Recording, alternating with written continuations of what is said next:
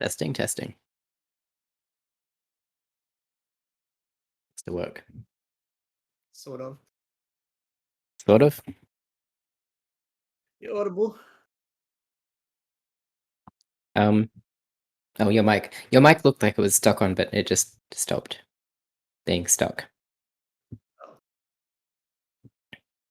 Yeah, I'm just testing. Is my mic fine or Yeah, it's fine. not? You're a bit muffled. Okay. Well, I guess I'm not sticking around for the meeting then. Not becoming a speaker. Yeah, you're understandable. It's just sounds like you're talking to an AirPod or something. Oh yeah, I'm talking to my Bluetooth. Theo. Yeah, that makes sense then. You can hear Gotta the sock up your nose, mate. Bluetooth compression. Okay, so I guess we'll start in a few minutes. Just let people arrive.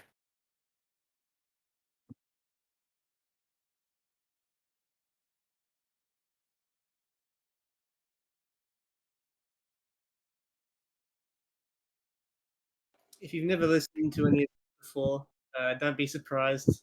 They're less professional than you expect. We're pretty off the cuff with these things. FYI, I'm just remote, so I might not respond to like questions that are asked or anything. Yeah, it's all good. I don't think we're taking questions today anyway.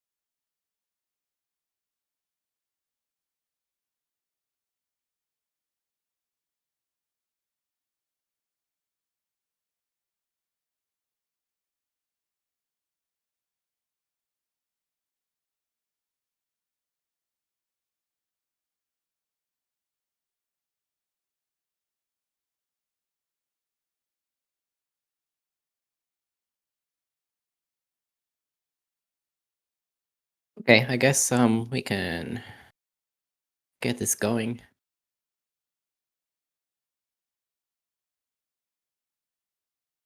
So yeah, welcome guys. 160 people here. That's a good turnout. Better than our dev meetings, but that's to be expected. They're a bit boring in comparison, I guess. Yep. So we used to do these kinds of community meetings quite some years back. They were on IRC in a text-based form. I don't know if we ever did voice meetings. If everyone might be able to remember that better than me. No, I don't think we did. Yeah, but we used to have IRC chat-based meetings, and it was back in a time when the community was a lot smaller, so we could actually have everyone that wanted to participate, freely chatting in the meetings, and somehow we managed to get forward progress made. That's probably not really feasible, even judged with the number of people that have turned up this time, to have everyone talking at once. So, but the idea is that to create an ongoing discussion between, in quotations, the OS team and the community, just to keep everyone on the same page and, hopefully smooth out some discussions or changes before they go live, give people the chance to voice concern. Yeah, so I've got some talking points, which I'm gonna kind of go over. Ephemeral, Smoogie, feel free to interrupt me if you have anything to add. But yeah, so we've just hit 14 years, I think, a day or two ago. So that's pretty cool. Yay for us. That's a long period of time, I have to say. Like I'm not one to count numbers or anything, but yeah, it's really getting on, isn't it? It's a full goddamn grown child. It's a little bit more than Yeah, this. yeah. As some people were saying, it's older than themselves or siblings at this point. Yeah, Scary. so like just to, set the stage and get everyone on the same page, because I know a lot of people in the community have, joined within the recent years and don't really have a full understanding of how us was uh incepted and how it's run. You know, I've never really run this game for personal gain. It started as a hobby project, and I'm generally like I still am 100% committed to this project, or like maybe 300% committed if you uh go that far. But it's never been for personal gain, and I'm here for the journey. And I think most of the team can agree with that sentiment. Like none of us here yeah, doing it for money or for fame or anything else. It's about the love of rhythm games and the love of the community, which has developed over the years. And well, that community has changed and morphed and grown a lot. I think there is still a lot of good in the community, and a lot of people. I get a lot of like I get about 30 to 50 emails a day from people just giving feedback, and the overwhelming majority is really positive. Like people mentioning really good experiences they've had in the community, people they've met in the community, like how invaluable us has been to them to get through dark times, all this really positive stuff. So while like looking at the social feeds like Twitter and Reddit, there is a lot of negativity voiced about, ongoing perceived issues. I think we're still going in the correct direction. I think everyone can agree with that. Yeah, I think so too. It is important to note with stuff like Twitter and Reddit, though, is that those parts of the community tend to be very engaged, vocal people that tend to care more than most. I think a lot of people kind of surface skim on us a little bit and just check in every couple of months. And to them, I think what we're doing is pretty great. They get a game that works for free and has no strings attached to it or anything. But for some of our long-term people who've been around for a while, that sentiment can change a bit. So I think it can be a little bit important. It could be. It's quite important. Sorry to remember that when factoring in things like Reddit and Twitter. Yeah.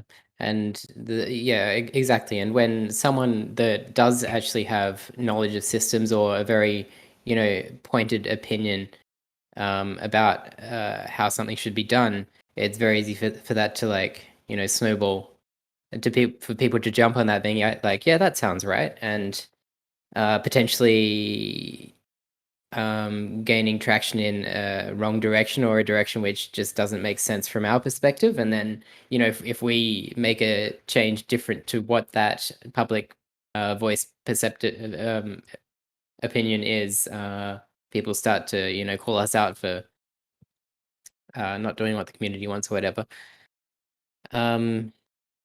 Yeah, so that's kind of where we are coming from with these meetings, to give anyone and everyone a chance to um, voice themselves and do it in a forum which isn't Twitter or Reddit. Just something which is both casual, ongoing, and very direct with us and people, us and the community. If you want to view it that, I mean, I still could just consider myself one person in the community. I don't see myself as admin or anything. I have to take on that role, obviously, but yeah. Okay, so where am I? Yeah, for the first half of us, lifetime, I guess. Ephemeral, correct me if I'm wrong. We basically we were very micromanaging. Well, myself for the first few 3-4 years, very micromanaging the community. I had basically, visibility of every beat map which went through the ranking process. I wrote the PP systems myself. It was things have changed over the years, but it's important to have that kind of context where we used to be a lot more involved as the OS team or whatever. Ephemeral also, like, even after I wasn't able to keep up with the whole bitmap ranking process, Ephemeral and some other team members would still be like, it was our goal to actually provide feedback to maps and make sure we got through all the incoming maps, not leaving some behind. It was like we wanted 100% coverage up until some point, right? Yeah, man, Like, those were dark r- days. Holy shit. the days Oh, when and that's ages ago. Beatmap, yeah, everything was done on forums, and we were always like, there's over one page of forum threads which don't have responses. Let's get on that kind of thing. That's Or the kind of where we came from. having Yeah, go on. like pages of maps in the forums with bubbles, like hitting 2 pages of bubbles, and people were freaking out. Yep. Oh man, So, tunnel so things have obviously changed from there, and I think we have like lost a lot of visibility, both as a team and I think even as a community member wanting to look at pending maps and that kind of thing. There's just so much throughput these days that it's impossible to get 100% coverage on anything. Yeah, people keep falling through the cracks, and it's not great. Yeah. That doesn't just go for beat maps. That was just one example I used because I'll go into my next point, which is kind of like why I decided to do these meetings again. But yeah, to summarize, like the over the years, the community has become a lot more complex, nuanced. A lot of the systems as well, the ranking criteria, all these rules we have in place where coming into us as a new player or a new mapper or a new whatever, there's a lot to take in. And it may seem like a bar too high for many, even for like the dev side of things and stuff. Yeah. But yeah. Yes. It is pretty huge. I think the ranking criteria is probably the biggest example of that. Yeah, exactly. I don't even know where to begin with that these days. Like, if I was a new mapper coming in nowadays and I had to sit down and read it, it's practically a fucking essay, right? Yeah. Like a full-on technological essay with like its own glossary and terms that people tend to have differing definitions of between themselves in the mapping and modding community. Sometimes it's quite complicated. Yeah, and so the recent example and kind of why these meetings are happening now is that it's not the first time, and you could call it strawberry camel's back or whatever. But I made a change to the way source metadata rules work, and it was an objectively well, to us it was a change which is objectively correct. But the wording for that change that I made wasn't as clear as it should have been. That might have contributed to it, but like a lot of the responses we get, and this is not just just this case. It happens a lot. The most common retorts are like, Pepe's out of touch, or Pepe's not pro enough in the case of talking about PP, or there's always this group of the community that says like the like X team members shouldn't have control over X because they don't know what they're talking about. So I figure like having these meetings is a good way for those people, if they so choose. Obviously, that's a big if. If they so choose, can come and actually talk through these issues with us before we make them live, and we'll kind of make these community meetings something where we bring these things up before we make a change, even if it's a 100% like we are going to make this change. We'll voice it in the meeting, maybe to get a bit of quick feedback, or at least to let people know the direction we're taking. Yeah. So We should probably set up a text channel for this as well at some point, shouldn't we? Like yeah, for sure. For pasting things into and whatnot. We'll get the structure of this working better going forward. This is kind of like I haven't had that much time to set this up. I would like to have. Can you do screen share in these? You can't, can you? No, I don't think so. Yeah. Screen share to like 250 people on Discord. Right. So it would be good to have like some kind of document or some kind of screen share set up where people can see what like our meeting notes, and we can, share things there, polls and stuff.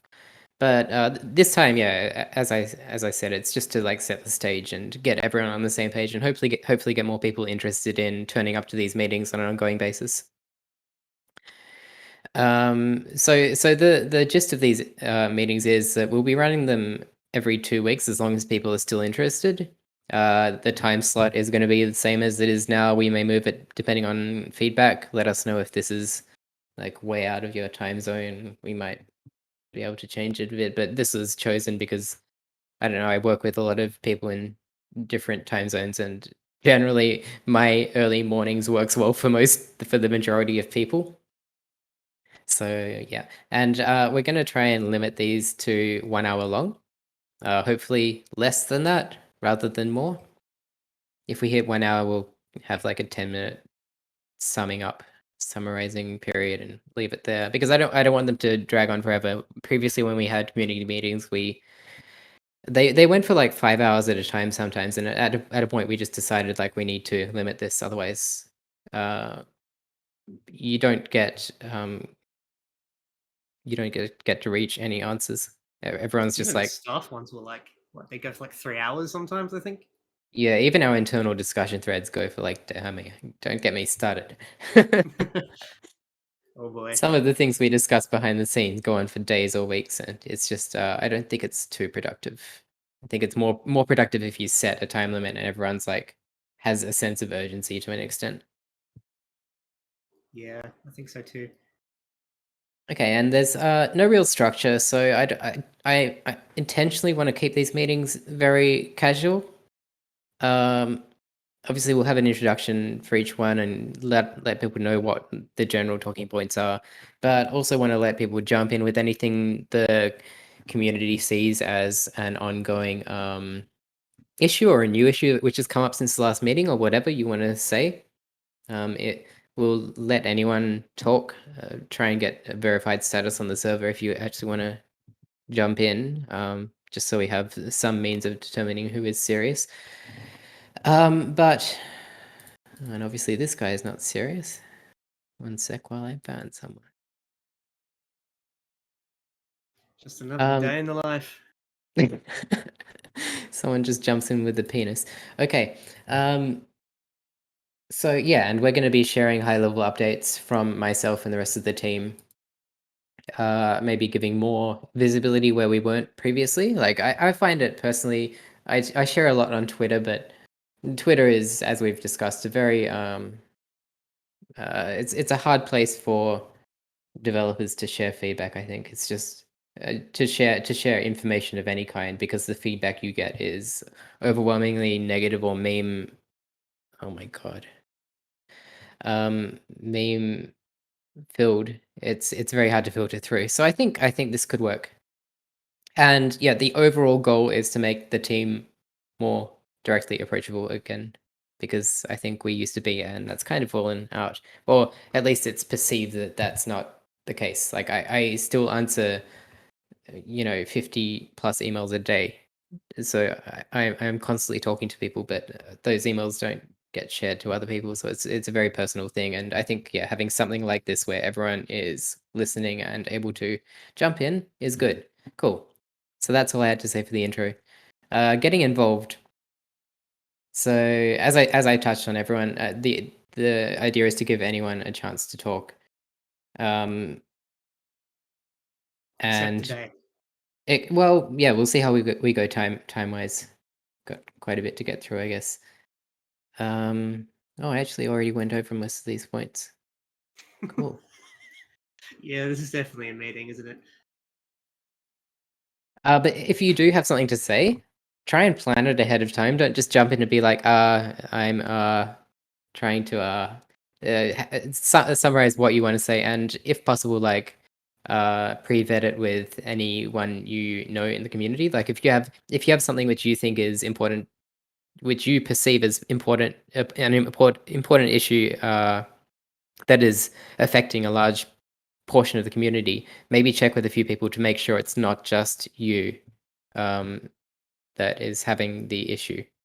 Like, we're interested in tackling things which affect more than just one person, if that makes sense. That might sound like an obvious thing to say, but you'd be surprised how often people bring up things and it generally only really applies to their specific case. Happens a Yeah, lot. or a very small group of people. And that goes with like the development side of things as well. We get a lot of like feature requests or bug reports where it's clear this is only going to be affecting like 0.001% of the population. And when we already have very limited dev time and time in general, sometimes it's not feasible to handle every single case like that. So if you're unsure, you can still voice yourself on the meetings and just be prepared to be shot down. Like we don't want to dwell on issues which aren't too important. We'll just move on in that case. Yeah. Good stuff. So, what do we want to start with topics wise? Yeah, so I had a few written down for this meeting, but it's more like general, just high level stuff where going over the current directions of systems. Obviously, the ranking criteria is one, difficulty and performance points, PP, ongoing changes. Just want to touch on that because that has been an area of focus recently. And just the ongoing development of stable laser OS, future, where we are, where we're going.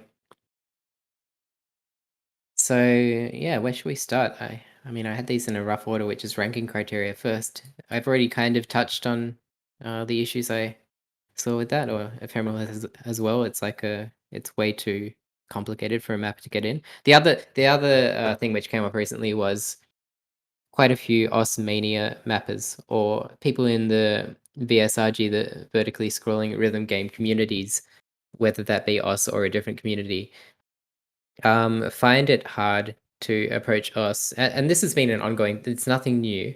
Our ranking criteria is very stringent compared to other games, which usually don't even have any ranking criteria. There's no such system existing. So to give a bit of historical context there, like when I started developing us, I was playing like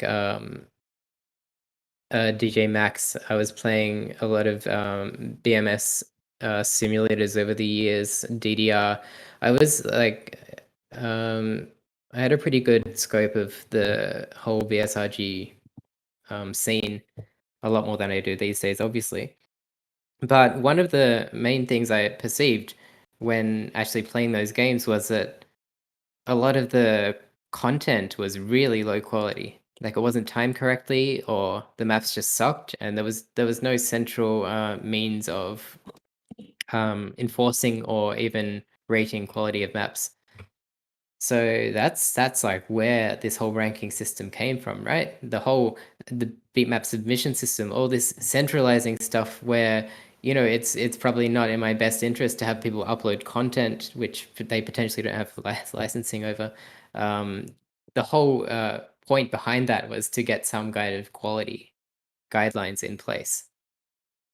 And yeah, it's easy to forget that that's where we started. But yeah, over the years, ranking criteria has obviously evolved.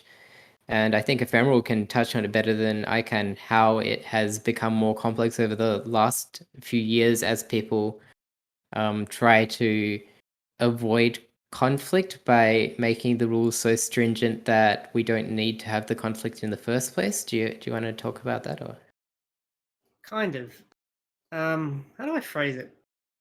I think there's always been a bit of friction in the modding and mapping scenes where I think some people view the ranking criteria as kind of like a don't do this and you'll get a baseline acceptable map, and then some people want that criteria then to extend to the point where if you follow the ranking criteria in full, you will always get a good map out of it.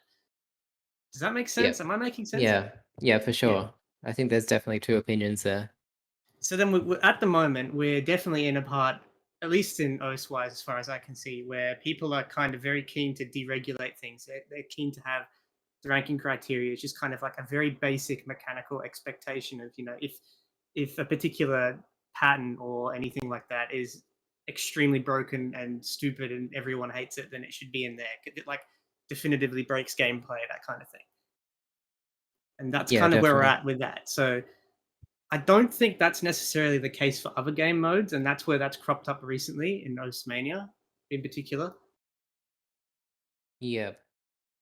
So wait, you're saying for us rule set, uh, which side are you saying we're leaning towards? The The anything deregulation goes? side, yeah, Yeah, I okay. think we're looser at the moment than we have been in the Yeah, past with it, and it's we been need to kind of keep. like it's been a very moving goal, hasn't it? Like we've gone in both directions over the years. Yeah, you can kind of, if you look at the modding and mapping history article on the wiki, you can kind of see where the community is sort of like shifted back and forth from wanting more from the RC and then wanting less from it. And it's been Yep. reflected in the leadership structures for sure. Like during the QAT days, it was really, really like, it was being constantly held to all the time and very, very strictly enforced. And people were like getting very riled up over it because it was like stifling mapper freedoms, basically. I mean, people use Yeah, that as a meme term now, but it was a very salient point back in those days. It was very hard to do something different. it was. Yeah. So I think what we're encountering at the moment is that Oastmania is now having that problem where they're saying that the reason why, I think this originally came up in a graveyard thread, right? Because there's that big graveyard thread going on the forums at the Yep. moment. Yeah, and people are saying, all these mania mappers are coming on and going like, holy shit, if can we get some more slots in the graveyard so we can upload maps? And then we're asking like, why can't you rank the maps? Like the idea is that if you're uploading a map, you're supposed to try and get it ranked. And then they're going, oh well, because the ranking criteria is a bunch of shit and stops us from Yeah, getting they're like, any of our stuff right. I have no interest in the ranking system. I just want to have my maps, and from my angle, that's like really back to front. Yeah, Like that's like that's it like says oh that we have an shit issue. territory. Yeah, Yeah, yeah, it's a big problem. That needs to be fixed. And a couple of prominent members in the community, in the Oastmania community, have already put up some ranking criteria proposals to try and fix that. Actually, yep, one of them involves relaxing spread requirements, and the other involves removing the hit sound addition requirements. Because I think overall, I don't think hit sounding is used very much in Oastmania. Like key sounding is, but it's a completely different skill set. But yeah, I'm not an Oastmania pro though. I'm kind of just like rehashing what I've seen other people say. But it's definitely a common theme that those two things in particular are especially throttling out the high level Oastmania mapping scene, which is why the graveyard is so heavily utilized for them. for sure. And hit sounds is like probably the most subjective one, and the one which I probably have the most to say. But I think I still want to get my thoughts together on that because I do think there's ways we can improve that from the development side of things. Yeah, Uh, absolutely. but yeah, like the hit sound one has already been, I guess, gotten pretty unanimous agreement on. So that's already been PR'd to the wiki, so it's ready to go. And yeah, That one's been interesting for ages. yeah, it's a so exactly as you say, like I guess key sounding is what people call it, where it's actually giving moving a lot of the song into the keys. To make it more feel like you're playing a piano or an instrument. And that takes a Yeah, lot more effort to implement. And then there's hit sounding, which is applying the standard OS, normal, whistle, finish, clap sounds to hit objects. And the reason why that isn't done in Mania is I think there's two reasons. One is that mappers from other games just either don't have hit sounds turned on and they're like this is stupid, or no, there's three things. So they're either this is stupid, this takes effort, or they are this sounds bad. And I can agree with the third one that this sounds bad because if you have quite complex Mania maps where you have a lot of hit sounds or a lot of simultaneous notes on keys, screen. Yeah, it's like this. yeah, yeah, and Isn't that's the part where I think we can improve things. I think we can do some audio techniques to improve how the game plays sounds back and maybe how mappers place the sounds so they're not so they have the option of not mapping against individual keys but mapping against the song overall. Like as in if you have four keys at the same at the same point in time, you would be just specifying clap for that time point rather than nodes. And this is how a lot of mapping is done in Mania using external tools. yeah, Uh, which is also peop- fucked. You got to admit. yeah, well, yeah, sure. people make a separate difficulty called hit sounds, and they put the hit sounds in that difficulty. Then they use a tool to apply that to each of the difficulties. So that's like something that we can definitely improve things from the development end, and as we'll And get just to to with be clear for everyone, this would be laser stuff, not stable specifically, right? yes, Yeah, like we're not yeah. gonna So I was be just about to changing much say, in stable. It's all gonna be laser stuff. yeah, as Otherwise, we'd I'll be get fixing it into with the twice. yeah, but laser editor as well. So we would still make it backwards compatible with stable. So you could make maps in laser editor, benefit from these UX improvements, and export them back. Ah, that's important. So that's a lot more short term than just expecting it to be like, oh, you can only do this in laser. For sure, yeah. At Yeah, least okay. that's the goal. I mean, the amount of effort it takes to get to that goal is moving target, as some people in here, Smoogie, and I don't know if his Spaceman here. He said he was going to come. It's pretty late And Europe, isn't it? yeah, the overhead of having compatibility with stable can be quite tough at times. But for now, we're making that happen, because the idea is that the laser editor is already in a very good state. There's a few features missing, but for the feedback I've heard from people that have used it, they are very positive. The general user experience of it is a lot better already, and if we fix up those last few things, I think a lot of mappers going to be like pushing to only map on laser and pushing to get more like bitmap submission features in. So where did we start on this tangent? We were talking about hit sounds. It was just ranking criteria stuff, I think. Yeah, and difficulty spread. So difficulty spread has actually changed over the recent months, right? Or not recent months, but in the last year, there were changes made to it to relax that, A right? little bit, I think, in Mania anyway. I don't know about. I don't On the think OS it's side, changed. Has it changed offside? I don't think it has. I think it's still pretty maybe it was like 2 years ago where we made it 3, so you maybe. maybe time goes fast, where we made it so you could have like maps with single difficulties and stuff I think where that's that about wasn't 2. feasible. Yeah. So I think a lot of that those changes either haven't propagated to the Mania criteria, or haven't been the Mania mappers haven't been made aware that this is the case now, because things are a lot more lenient than they used to be. Is what I'm trying to I get think at. generally speaking is that the modes are meant to operate independently of one another. Like the NAT certainly operate independently of one another. So I don't think any spread changes for OS tend to shift over to OS Mania. That's Right. probably yeah. Okay. That's kind of weird. Yeah, we have some organizational problems in AT side at the moment that need to be addressed pretty badly. And that's Sounds kind of a like symptom of them. that should be in a shared portion of the ranking criteria, not per bookset. Yeah, I think it's a bit difficult to do that though, because the different modes tend to have like different cutoff points for particular Mm, spread ranges and stuff. yeah. If we can generalize some of these rules to be applied. I don't know how important are these cutoffs?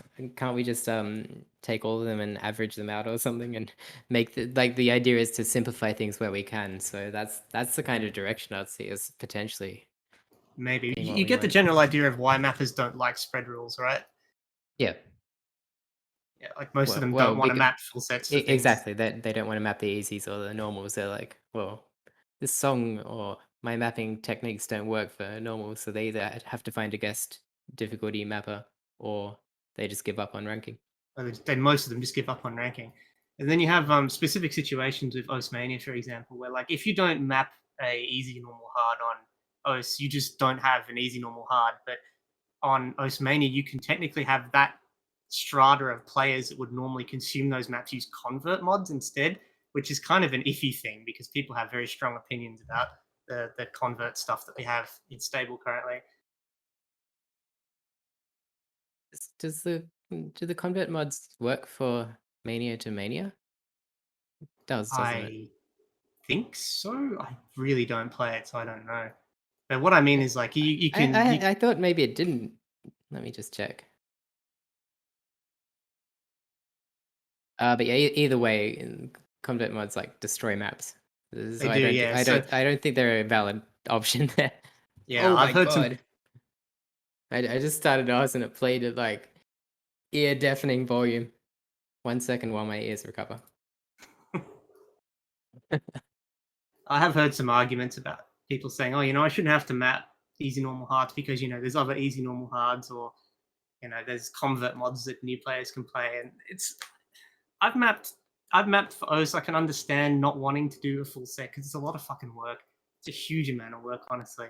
Like mapping that kind of stuff is pretty dry and boring for most mappers, and they want to do you know, I feel like the general approach to mapping is, at least from my experience, most people go in with a top diff or a highest level difficulty in mind, and they make that difficulty, and then everything else is kind of just obligation that they do if they want to get the map ranked. Yeah, yeah, that can sum up some mappers. I know I I don't know if definitely it's wasn't. some. I feel like it'd be most these days, to be honest. Yeah, 'Cause it's a huge amount of work. Like I'm talking like 10, 20 hours or more in some cases. yeah, It's a lot of work. yeah. I know. When I was mapping, yeah, I guess you do always start with the hardest map that you can map and Yeah, work and back from then there. That's the most sensible way. Um, yeah, so you can use convert mods for Mania first maps, but yeah, I don't know if that's a solution. which So I don't think yeah, anyone would suggest that you do that though, because no, they're kind of shit. no. But the reason, yeah, to go back on the spread rules, the reason we had them from day one was to try and get more people um to like force people to make these easy normal maps, just so people like beginners coming into the game do have that range of difficulties. But I was going to say this earlier, we already have so much existing content in us that like Yeah, it may not be needed anymore. exactly, yeah, and that's another reason why I think in general we can relax a lot of the ranking criteria more to, as you mentioned, more of like a baseline, this map makes sense kind of thing and doesn't break the game, rather than this map is You must perfect do in every this. way. Yeah, Or perfect subjectively, obviously, because a lot of people don't disagree with it. Yeah. um that'd be a good first step. We should probably start looking at doing that fully. I think because there is some confusion still, at least on yeah, our end. That's stuff we can definitely address. I think.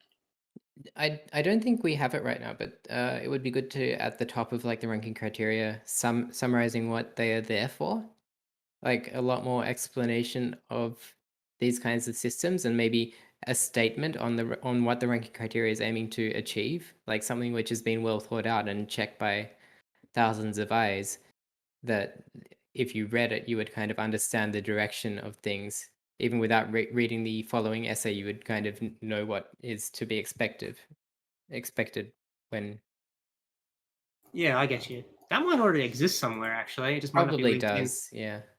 But I mean, just making it part of the ranking criteria document, just as like, because right now it's like a huge list of bullet points It separated is into a different. gigantic list. It's, Yeah. yeah, making ranking criteria more approachable. I think should be one of our goals. And Yeah, yeah, absolutely. while we're on the subject of the Osmania stuff, as Ephemeral mentioned, this discussion did come up with some Osmania mappers being like, we want more pending slots or more graveyard slots. And I mean, I know that this has been happening over the years. I have visibility mainly via tournaments. A lot of tournaments are using the graveyard as a source of their maps, which is pretty weird. Like, because back in the earlier times, everything in the graveyard was generally a mess. Like there were no completed maps in there. They were mistimed. It was just like a place where people left stuff to die, as it was actually stated in the graveyard's description back when it was on the forums. And I think that that has changed. People using the graveyard as permanent storage for maps. And that is alarming to me, because I actually have a script which I run like once a year, which purges graveyard maps that haven't been accessed in recent times permanently, like deletes them from existence. So from that angle, I think we do need to change the underlying systems there and give people a way of marking maps as not for ranked or something like that, to make it clear that the map is in a playable state but shouldn't be deleted. People use loved for that currently in kind of a really janky way. Yes, yeah. But there's still like hurdles you have to get over to get a A map lot of in hurdles. loved. Yeah. So So that this is definitely more of needs to like a go in. general thing where the average user uploading their content can be sure that the content isn't going to be deleted going forward, and maybe gives tournament management an easier way of finding these completed maps which are in a good state, rather than the general hunting through thousands of graveyard maps just to find the ones which are timed correctly. Yeah, definitely. We should probably move on from this, by the way. I've only got like 20 minutes left till the hour ticks over. Yeah, sure. Okay. Well, those are the points I wanted to touch on anyway. That was the last one. Obviously, we're having a very enclosed discussion here, but that's just for the first meeting. So I'm hoping going forward we can get more people involved and get people putting their hand up as you're doing these stage things, and adding to the conversation. But yeah, this is more of just like an overview to give an idea of forward direction. So yeah, that's the ranking criteria, general stuff. Next, let's talk quickly about difficulty and PP. And Smokey may want to jump in for this. I don't know. We've been seeing a lot of very good work coming out of the community with PP changes, especially on the OS rule set, OS mode. The other ones have still been a bit abandoned. But TLDR, we on this dev server where you're on right now, we have channels for each of the game modes, where there are a small group of people working on the development side of PP and statistics, algorithms, getting the difficulty, the star rating and the PP calculations objectively better, or in some cases subjectively better for the community. We pushed out quite a few of those over the recent year or two. Like OS has been in a very quite a dynamic state. Obviously not as dynamic as we've wanted it to be. Like I think Smoogie has been saying like he would like to see a change every 1 to 3 months. Is that right? Something like that. But we're trying to push for more of a dynamic system just to keep things moving, keep things interesting. You want to say something, Smoogie? Not yet. No? I mean, it's pretty rough that only OS is really getting traction right now. Yeah, definitely. Everyone really expects Mania. A lot of Mania improvements, and Mania's gotten the least love of all. So Yeah, Yeah, we It's would worrying. really with- like to see more Mania people step up. yeah, like I try to kind of maybe motivate people a bit more a few weeks ago, and it kind of just like stopped dead a little bit afterwards again. So for those who aren't aware, a lot of the OS development is community based. We're not like a huge company. We don't really have the resources to do we don't have the resources to handle all the difficulty algorithms and stuff ourselves. So it is up to the community to jump in and help out where they see things not working as quite expected.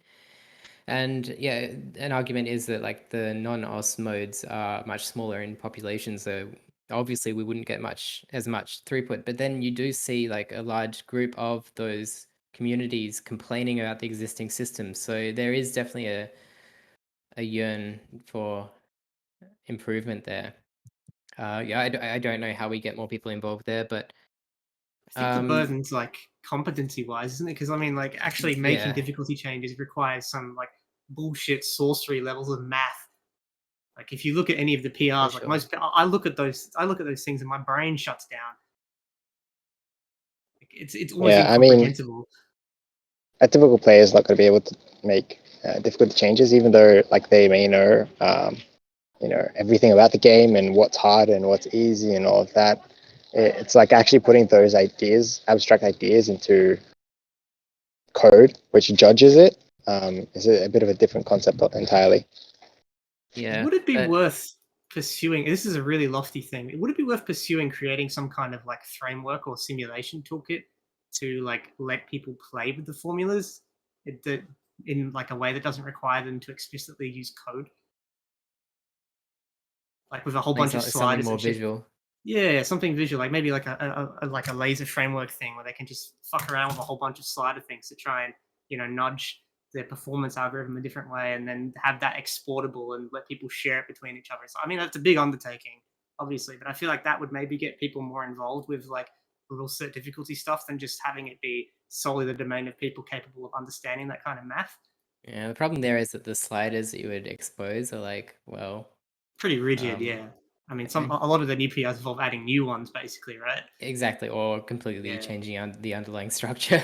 So I don't know how productive that would be. It sounds like a cool idea, and maybe get more people involved that way as a starting point. But yeah, it would take some resources to make happen. I mean, someone could jump in and do that. The laser's already set up in a way that you could probably make that happen, just like reloading the player each time you change sliders. But I do agree that we should probably make like a set of template maps which um, focus on specific. Do we already have that, Smoogie? I think we discussed that in the past, having a set of OSU files which focus on specific difficulties or specific patterns or stuff, so they can be tested against the existing like command line tools. Just to We discussed it, but we don't have those yet. No. yeah, I think that might be a good first step there. Like just uh, getting a group of mappers together or players together to create these template maps, which, rather than having XMap, which has like, aim and speed in different places in the map or something, where there's a lot of noise between these different concepts, making it hard to balance.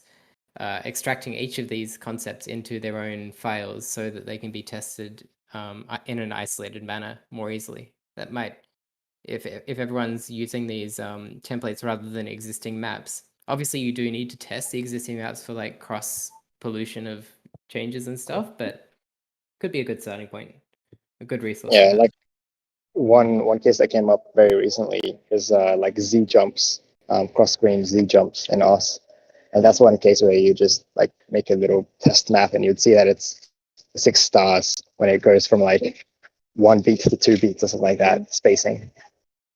So Yeah. Yeah. So but yeah, if you are interested in like if someone in the meeting or someone in the meeting knows someone that does have knowledge of these areas. I know, especially in like VSRG, there's a lot of people say like X game does it better than us.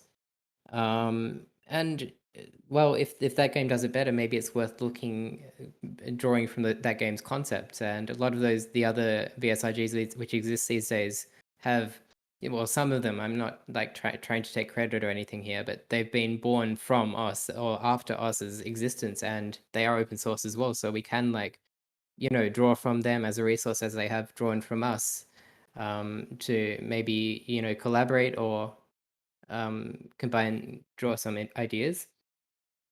The other thing is that, yeah, so this network, we do like a lot of open development, and even if you don't, know how to do code or anything, if you have any math knowledge or just even just discussing general concepts, having more people in the difficulty channels, hopefully not getting too much discussion going on there. It's a hard one, because if you have too many people that don't really know what they're talking about talking in one channel, it just gets impossible to actually make forward progress. But what we're seeing right now is basically zero discussion in the non-OS difficulty channels, and even in the OS one, like I think a lot of the discussion still happens off on different servers. I mean, there's good reason for that, but it would be good to see new people, new faces in these channels, just to try and get more people interested, get more throughput, more eyes on changes which are happening. Or so if you're a member of a Taiko Catch Mania community, maybe just have a browse through the difficulty-Mania channel on this server later on, and have a look at what the discussions have been there over the last months or years. They haven't been that active, as I said, but it would be good to just get some new eyes in there, some new people looking at it. And as for motivating people, yeah, I want to re-mention that we do offer like money bounties on these changes, especially for PP stuff. Like, for instance, all of the recent OS changes, we've been paying out like, 1,000 to 3,000 US for people that have worked on the changes, and like that's like discussed with them how many hours they spent on it and stuff. So we try and compensate for these changes, especially where there's a high bar of skill and effort involved. So if you feel like I feel like you could help there, but don't have the motivation, maybe that'll help. I don't know. For some people, it's like I just want to help with the community. I don't want money. That's a lot of people in Oz, I think, but we do have that there. We could also look at ways of more like not money involved motivation, like I don't know, badge acknowledgement or Well, titles or yeah, something like that as well. well, that's That's kind of always implied as well, right? We give out badges where people contribute without them asking for it or we anything. do. It's just community contributor at the moment. I think people might Yeah. appreciate some more specialized thing. What's the sort of schedule on community badges? Community contributor Contributors once a badges. year, I think. Hmm. Yeah, maybe we could accelerate that to twice a year or something. Because the badge weighting system in tournaments is pretty interesting with that. Hey. Yeah, I guess so. Yeah, that's definitely something to think about as well. I've also been asked to tier community contributor badges as well, like have like different levels. So if you earn it twice, you get like a shinier heart or something. Some people really go for that kind of stuff. Yeah. I think we agreed that that might be a good thing to add. Yeah, we should do that. Make that happen. Okay. It's not too complicated. Well, yeah, that's kind of like the summary for PP stuff. Obviously, there's a lot to unpack there, and it's a different discussion per game, per rule set, per game mode. And we'll touch on that in future community meetings. I'm sure people are going to bring up points about it. But let's move on from there, I think. Sounds good. Let's touch on the overall development and laser and stuff in the last 10 minutes. So, yeah, where are we? Ephemeral asked me some questions about laser. What do you want to know when it's released or anything? I will ask the question that everyone is asking: when will it replace stable? Yeah, okay. So the most Straight common up. questions are when will it be released? When will it replace stable? When can I get PP from it? I guess they all mean kind of the The same same thing. thing. Everyone means the same thing. Yes. Like when is it replacing stable refers to all of those things at once. Yep. So where to start? I really want to do a like video or blog post on this or something to give people more of a general understanding, as I touched on at the start of this meeting. Like, us, the way I do development and stuff, I try to do things my own way. Not because I just am like fuck the system, but quite often there's a better way to do it than industry standards or whatever you want to call it. So us has been like from day one. Back in the early days, I was releasing builds like every day, right? Every day it would be like sliders were added, spinners were added. It was that level of like rapid development cycle. There was no cutting edge, no beta. It was just like straight to your desktop, my changes, with no one else looking at them. And that has evolved over the years. We introduced code review and, beta cutting edge streams so we could deal with, the cases where I would fuck up or someone else would fuck up and potentially destroy the game and have to do rollbacks and stuff. We've got things to a pretty good state over the years, but it's also a lot more of a stagnant state. Where am I going with this? A lot of people that have, I think the vast majority of us community these days are people that have joined within the last 7, 5, 3 years and don't really have an overview of where we've come from. Being that where we've come from is a very incremental, a very gradual building of this game over a period where everyone has been playing the game and enjoying the game. Call it open development or call it Steam early access or whatever fucked off term you want to use these days. Everyone has their own name for it. That's what we've been doing since day one. And so from that angle, when someone asks me like when is laser going to be released, it's a very hard question to answer because we released it, like the first release of laser was in 2017 when I said I was going to release it or quit dev or whatever. And then a lot of people are like, haha, if you never release laser because it doesn't have PP support. Well, the original game didn't have PP for like 5 years, and even when it did, it was like it was a very different system, and these things have developed over time. And that's kind of what we've been doing with Laser and my intentions for Laser as well. We are lucky to have stable and a very stable, stagnant, maybe not the right word, community built around stable, which means that we have had this freedom to develop Laser in the background and do it right and spend our time on it and make sure we don't corner ourselves into a place where we don't want to be in terms of development and future possibilities. But that may be seen to many as like I get a lot of people these days being like, Pepe doesn't develop his game, or he people think I just fucking spend my time on a tropical island drinking Despite streaming like 8 yeah. hours a day Well, yeah. and having like top 5 comment Yeah. count on fucking GitHub. Sure.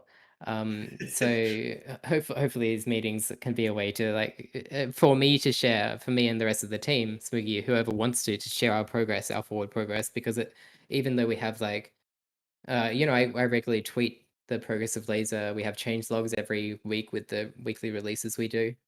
There's a lot of visibility, but at the same time, the OS community is so large, and a lot of people are so focused on the PP side of things, and they just don't see this, or they're not interested in it. They're not interested in anything that doesn't let them set scores on the leaderboards. Yeah, so that's a long way of answering the question of when it's going to be released. And So I didn't answer your it at answer all. is no, you did. You answered it. Your answer is essentially it is released, and everything else is going to get added to it incrementally, the same way that it happened Yeah, before. and we're in a very good spot right now. So we're in a very good spot with Laser. Like we're at the point where Smoogie and I both agreed that like we're running out of large tasks to do. I mean, there are if we look through the issues list, there's thousands of things left to do, but the large blockers, which are things that are like we can't enable leaderboards because X, those are gradually going down, and I think they're in like single or double digits now, to the point where we actually have scores submitting. A lot of people may not know that, but Laser has been submitting scores for the last 5-6 months. They are showing on profiles, and the whole score submission system we have in Laser is made so we can reprocess those scores. So, for instance, currently Laser isn't calculating playtime, but once we bring that processor online for playtime, it's going to adjust for all the scores that have been set on Laser up until now. And same like the PP processor, Smoogie finished that last week, and when that's brought online, it's going to attach PP to all the existing Laser scores. Now, those aren't going to show on leaderboards yet because the remaining pieces we have of the puzzle are things like anti-cheat, things like compatibility with stable scores and how we're going to manage that, like integration of Laser and stable into the same leaderboards. Things like, because Laser is a lot more accessible to mobile platforms, are we going to change the way we handle touchscreen scores, that kind of thing? There's a few remaining questions we have or things we need to talk through or implement and then see how they work and iterate on them until we get to a solution where we can be like, okay, Laser is ready to permanently send scores to the existing leaderboards. And quite honestly, like that is one goal of many goals we have with Laser.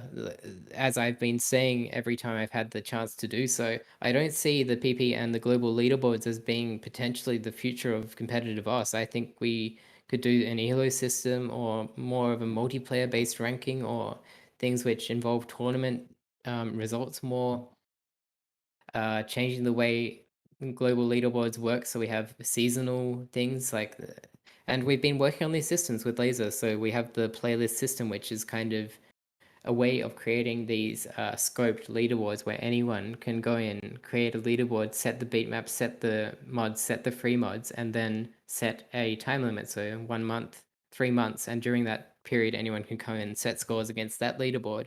And results are created at the end. And you can see ongoing results, obviously. Hoping that we can, expand what the community is interested in terms of competitive gameplay.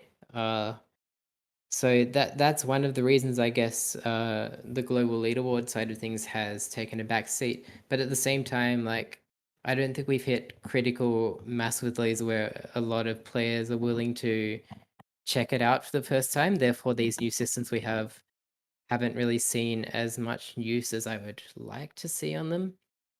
So I want to say something. I Yeah. already know like one Australian streamer that I watch all the time who literally said that he doesn't want to play laser because until it's finished, because it feels different and he doesn't want to like it feels better and he doesn't want to like go back to state. He doesn't want to have like his vision ruined because laser is just that much better, but it also doesn't have like PP and leaderboards and all of this.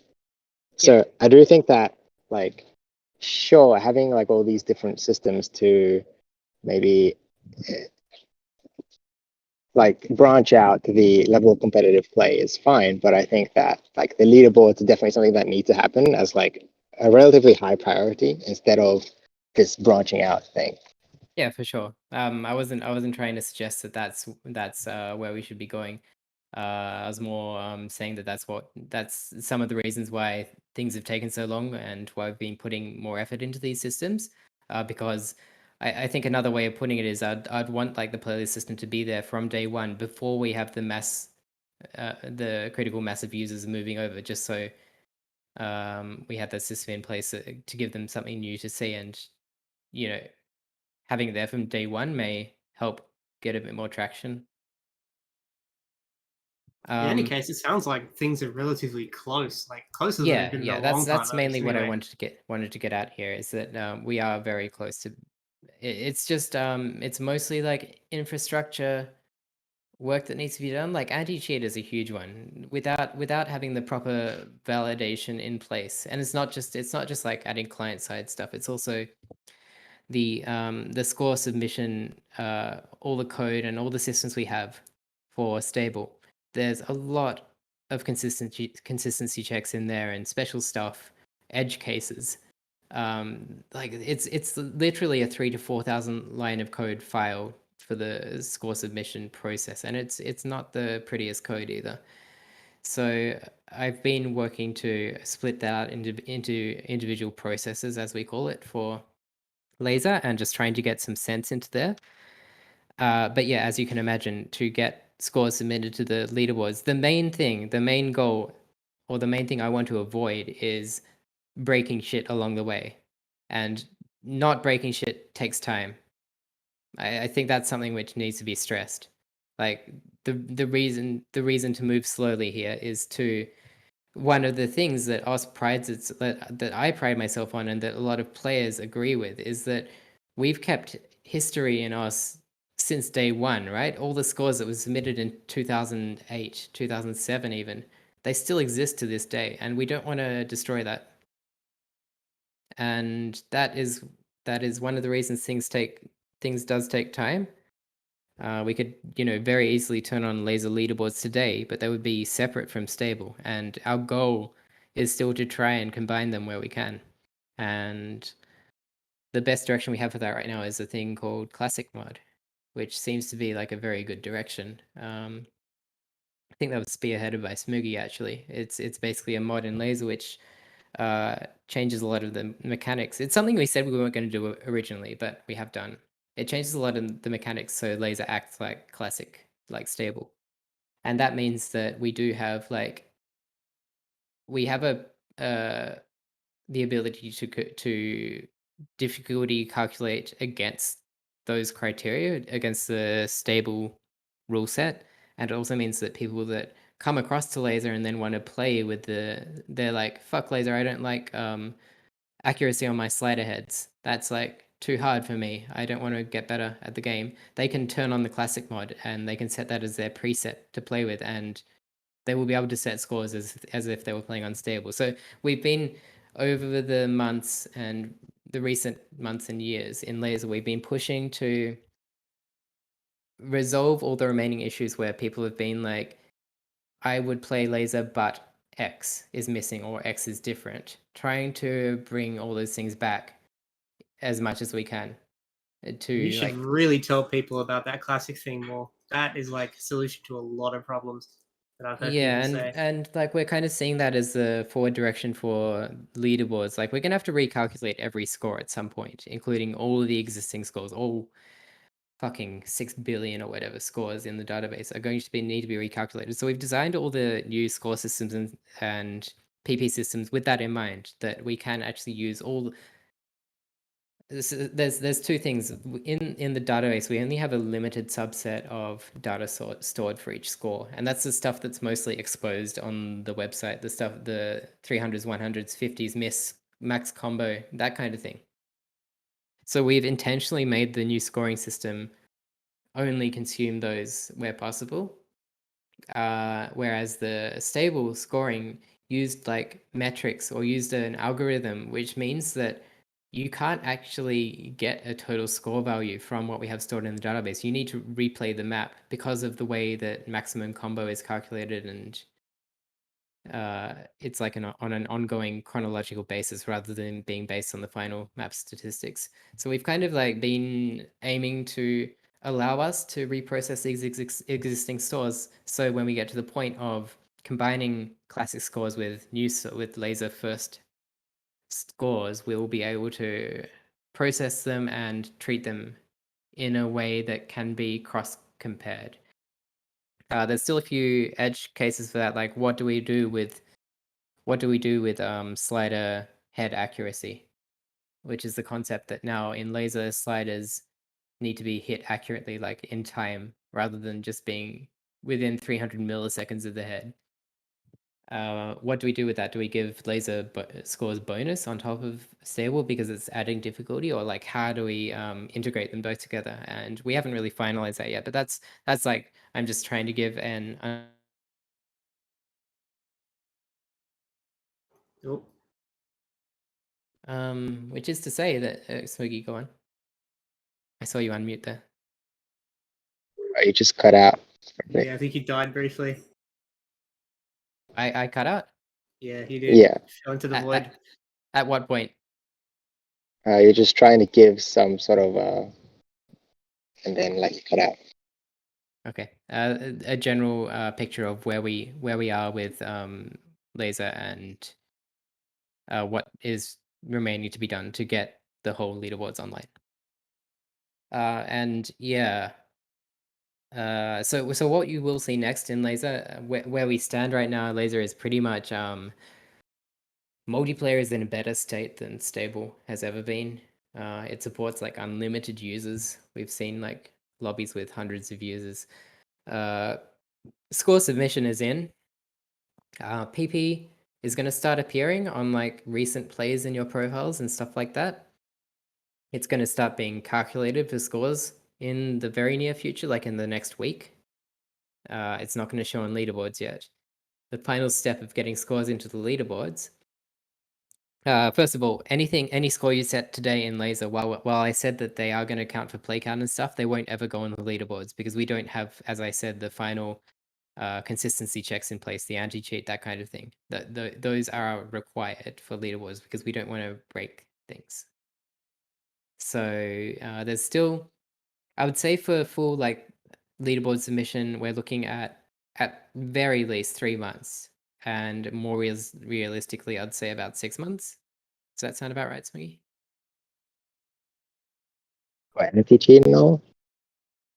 Yeah, everything. 3 months is very optimistic. Since 6 months is doable, I think, but Yeah. hard to say in the end. I say 3 months, and then I'm like, we've never hit a deadline, and no developer has ever hit a deadline, so double it, and that might be more realistic. Yeah, but keep in mind that before that time, we're probably gonna have trials of this, and everything has been done in a way we can like roll back and undo laser specific stuff. So we may have a time period where laser is going to be submitting to leaderboards, or maybe we will have a new leaderboard display, which is like imported scores from the existing leaderboards plus laser on top, and like we'll preface it with like it could be reset at any point if we find issues. It's going to be like an ongoing iterative process, as it has been to this day. Like every system in OS, it's unfortunate that a lot of the more recent additions to the community, recent players haven't seen the development and how quickly we iterate on stuff because Laser has kind of been off to the sideline. So it's going to be really nice to have a lot more people involved again in the development journey, I think, at least from my side. Like for me, like the most interesting thing, the thing which keeps me motivated with this project is the development journey and just the process and how we are kind of doing things differently from other games and it's still working. That's like impressive to me and fun. So yeah, that's like all I wanted to say about Laser. We hit 1 hour 10 minutes, so I will stop there. Just I could about, talk yeah. for days on Laser, but if you are also interested in Laser in the future, that it's been available for like years now, and it is a very good time to install it on your PC, import your maps, and just give it a play. Even if you don't make it your, a lot of people are using just Laser these days. They're like, fuck stable, I'm done with that. I don't care about PP. But for people that do care about PP, I'd still say you should jump in, try classic mod, try all the things that exist, have a look at the playlist system, and just get familiar with things because it's getting close to the point where.